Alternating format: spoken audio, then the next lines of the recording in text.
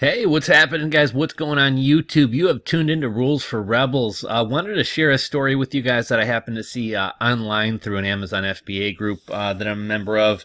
And the story today comes to us from FTC.gov, and I'm a little bit confused about this story, so maybe some of you guys can kind of maybe chime in or maybe make sense of it.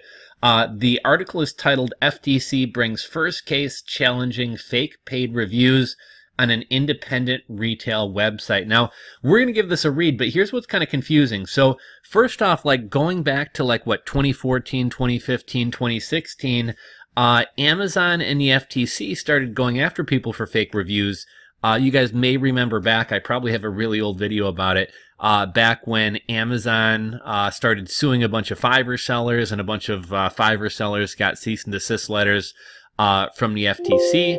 So this to me doesn't really seem to be new, nor does it necessarily seem to be the first case challenging fake reviews.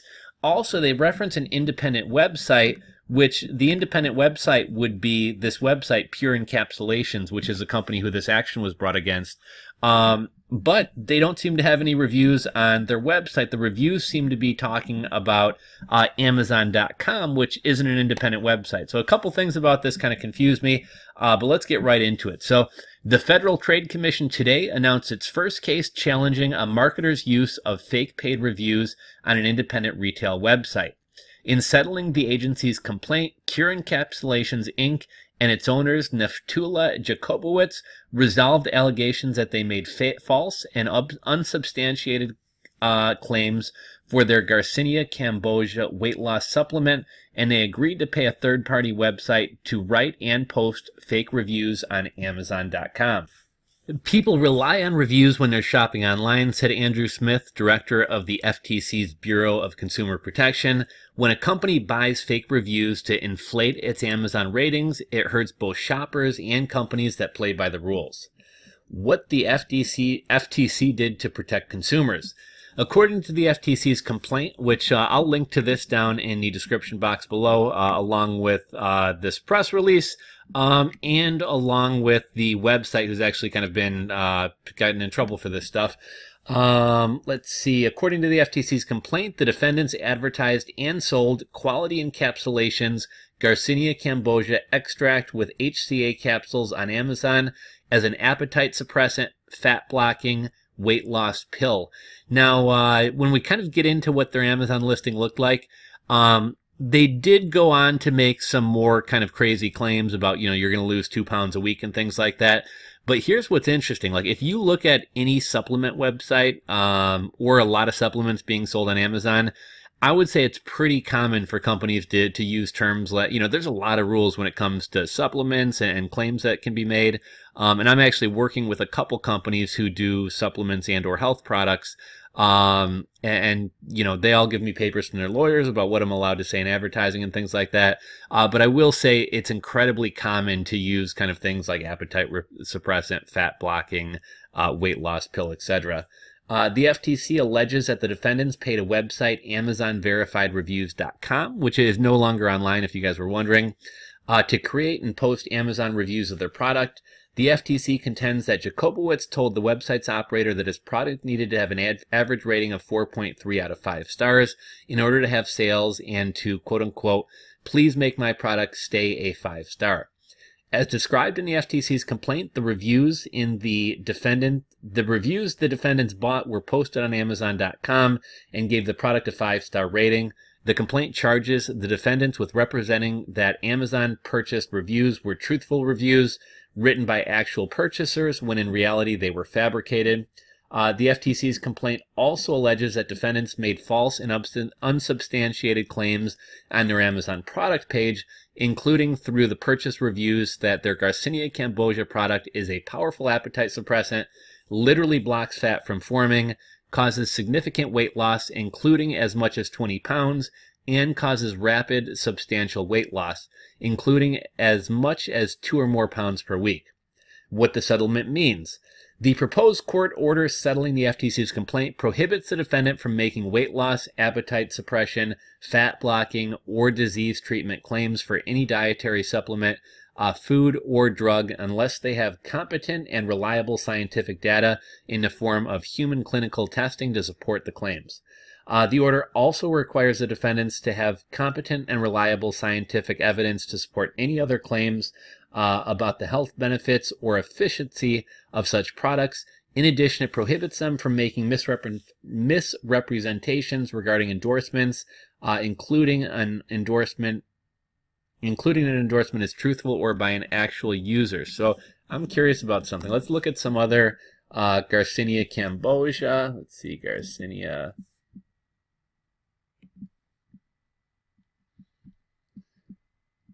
And let's see, research verified. I'm just going to pick out like a listing at random. We're going to see if... Okay, look at this one right here, right in the title. Appetite suppressant. So, you guys can see this is widespread, and it kind of annoys me when the FTC goes after, kind of picks on one person when everybody's doing the same thing. Best weight loss suppressant. Here we have an Amazon's Choice. Okay, these guys aren't saying weight loss suppressant in the title. Let's see if they say it down here.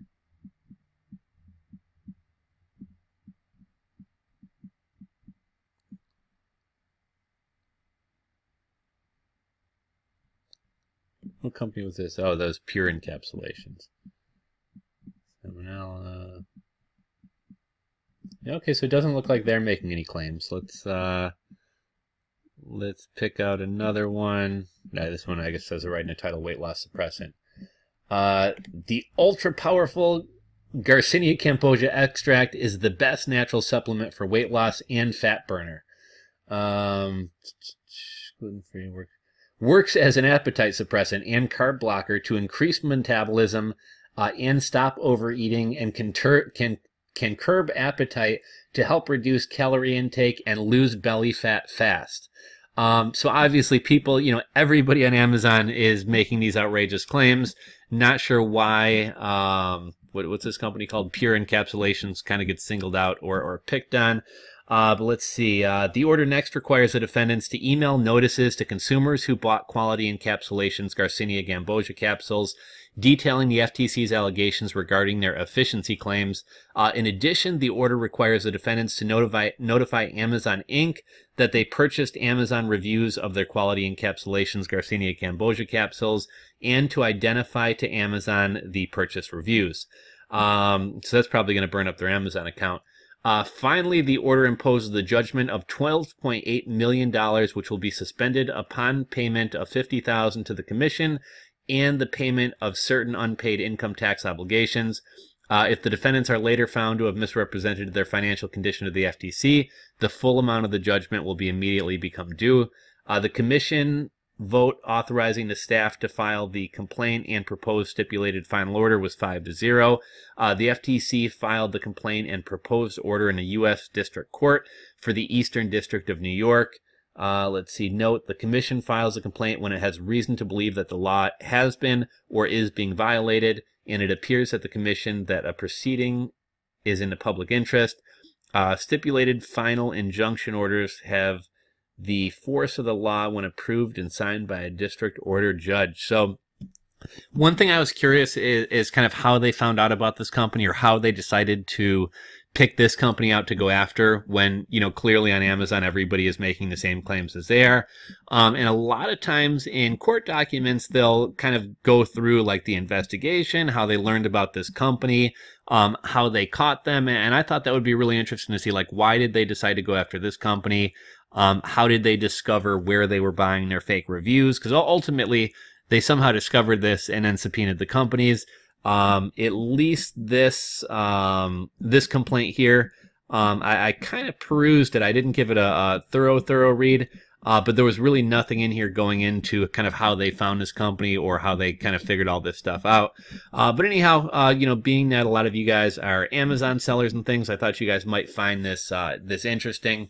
I wouldn't be surprised if Amazon kind of, they've already kind of cracked down on fake reviews, but I wouldn't be surprised if there's kind of a resurgence in kind of the vigor after which they kind of go after fake reviews, or if this is going to kind of kind of stir up some new policies.